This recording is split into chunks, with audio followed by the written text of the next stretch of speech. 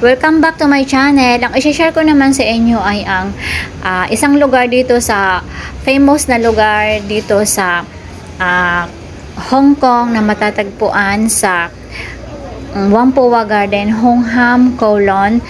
Isang famous na ship na nasa gitna ng city.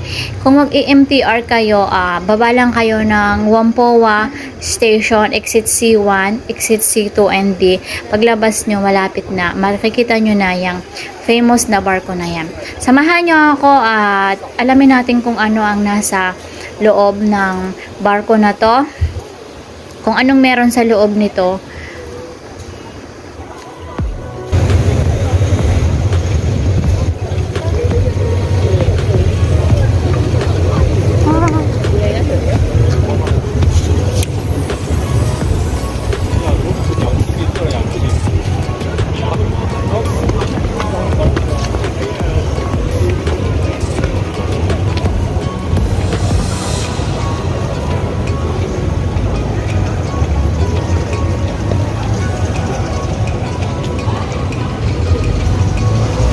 Muna tayo sa labas, tignan natin kung anong meron dito.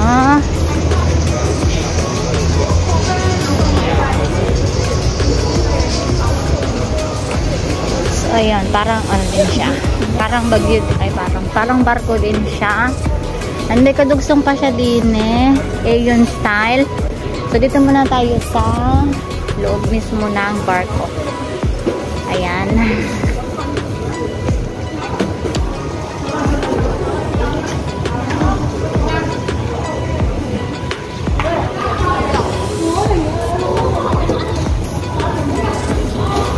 Ngayon ay meron daw bagyo, signal number 1. Kahapon signal number 8. So pasok na tayo dito. So ayan guys, papasok na po tayo. Nag-mute lang po ako ng sounds ko kasi baka makapiright na naman ako. Ang lakas kasi ng sounds nila. Ito palang barkong to ay pag-aari ng Aeon style. Living Plaza Aeon style.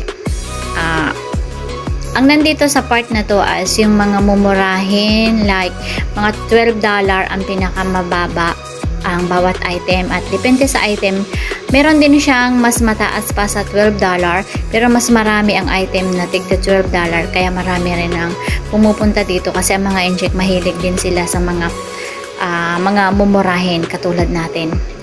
Yung mga dekalidad na maganda ang itsura ng produkto pero mura lang siya. Depende kasi sa klase, depende sa item kung anong klase ng item, $12. Ang nakalagay doon, kapag walang tag price, ibig sabihin automatic $12 na siya. Pag may mga tag price na siya, ay yung nakalagay sa tag price, syempre, yun ang presyo nun. Marami naman siyang items nakakatuwa. Maraming items na tigto $12 lang siya. Katulad ng mga gamit sa school, yung mga gamit sa bahay na mga tigto 12, yung mga tasa, mga pinggan. Maganda rin siya, maganda rin dito, kaya marami ang pumupunta dito. Ayan, $12 lang yan, guys. Tara, ikutin pa natin yung iba pa na tig $12.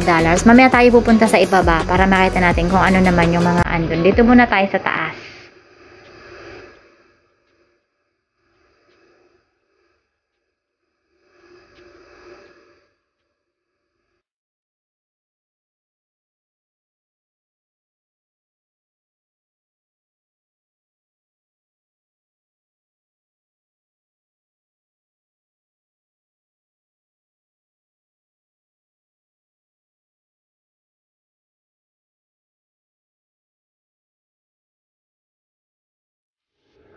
Ayan, naiikot ko na kayo dito sa tig $12 ng Living Style Aeon. Dito naman tayo sa baba.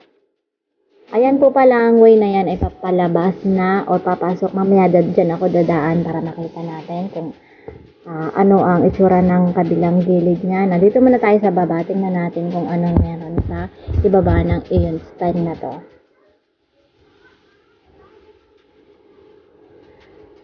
And ayun po, pag-inggit-tikit na lang sila. May nagmamahalan sa unahan ko. Ganun po talaga dito sa Hong Kong. Masyado silang mapagmahal. Pag-inggit ay ticket na lang po tayo. Ito po yung laman ng ilalim ng barko. Yon, mga sopa. Mga expensive na sopa. Mamahalin talaga dito. Pag ayon, pagtatak ayon, mga mahal. Dito sa side na to is yung mga gamit sa bahay na ginagamitan ng kuryente or mga kuryente ang nagpaparakbo. Dito sa side na to, mga sale. Dito sa istante, mga hindi siya sale. Maganda siya pag tuwing Wednesday. Maraming tao dito kasi sale day daw sila dito. So, lahat ng product, halos mga 50%, 30% off. Dito man sa gamit sa bahay or mga sa grocery. And meron din ditong iba't ibang tindahan ng alak. Ayan yon. May kamahalan lang nga talaga. And meron ding bakery. Mga wine and cheese. And then bakery. Merong cake shop. May mga Japanese. Pero karamihan dito is Japanese restaurant and Thailand restaurant. Ayan yung bakery nila. Freshly baked sila dyan kasi ginagawa nila sa mismong loob. Bali magkakadugsong sila guys. Bakery, wine shop, cake shop, mga kiosks, Thailand restaurant, and mga Japanese restaurant. Magkakadugsong lang sila. Ayan yung mga ready to eat na. Dito nila yung ginagawa sa loob. Mga ready to eat. Masasarap silang gumawa dito, magluto dito. Ayan yung mga Chinese restaurant. Doon sa kabilang dulo is may Thailand restaurant. Ito na yung grocery. Yung grocery nila, napakalawak. Lahat andito na mapa-frozen. Frozen or fresh meat. O kaya ay fresh na isda. Andito na lahat kaso medyo mahal dito ang mga fresh kaysa sa kumpara sa palengke. Halos lahat ng mga taga dito sa Whampoa ay dito na mimili. Kasi andito na nga lahat, isang ikot mo. Nandito na lahat grocery. Tapos kung kailangan mo ng mga ready to eat na tinatamad ka na magluto, dito din, meron na din dito. At may mga sushi din dito. Yung mga mahihilig sa sushi. Meron din ditong sushi. May market dito. Nakapunta na ako sa market dito. Kaso napakaliit at ang unti nung namimili at malapit lang din ang market dito kasi nga siguro kaya ko konti ang namimili dahil andito na lahat sila sa Aeon kumukuha. Tara samahan nyo po ako, mag-ikot-ikot pa tayo sa kabilang dulo. Sa kabilang side nito is yun ng mga fresh meat, katabi ang mga gulayan at saka prutasan.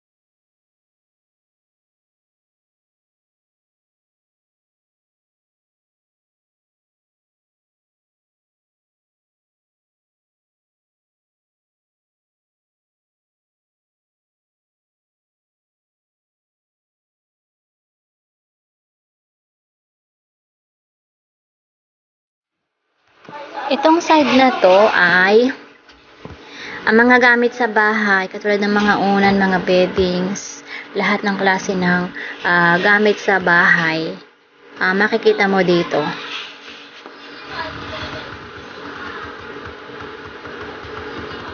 At ang katabi naman nito ay yung sa kitchen. Yung mga gamit sa kitchen ang katabi nito. Magaganda siya, may mga sale din siya.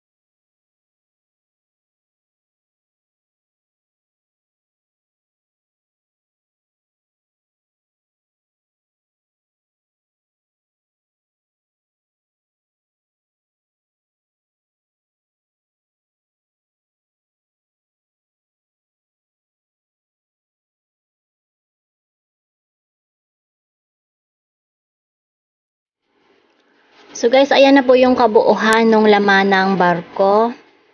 Tayo ay aakyat na at lalabas na. Doon naman tayo doon ko kayo idadaan sa kabilang side para makita natin yung isang side ng barko.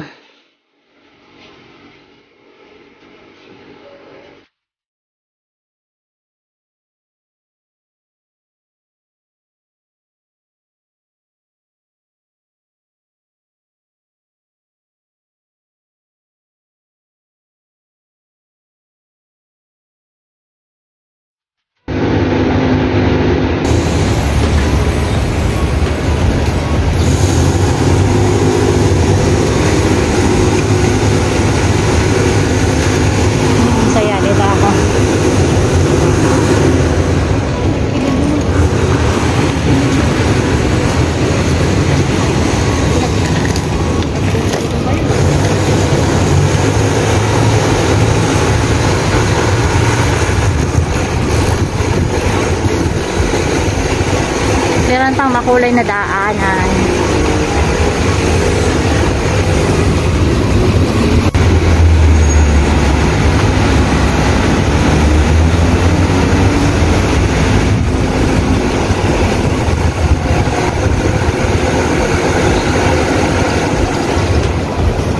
Titingnan mo siya sa malayo, isang tunay na barko siya at may tubig din naman. Lalagyan nila ng tubig para magmukha siyang barko sa gitna ng city. So ayan guys, ang labas ng barko. Dito siya sa gitna ng city. Whampoa ang tawag dito. Ayan. Papalibot siya sa gitna siya ng city. Maraming salamat po sa lahat ng mga nanood at sumuporta. Please don't forget to subscribe my YouTube channel, Bennett Ramos, and please like and share my video. Salamat po ulit and God bless you. See you in my next vlog.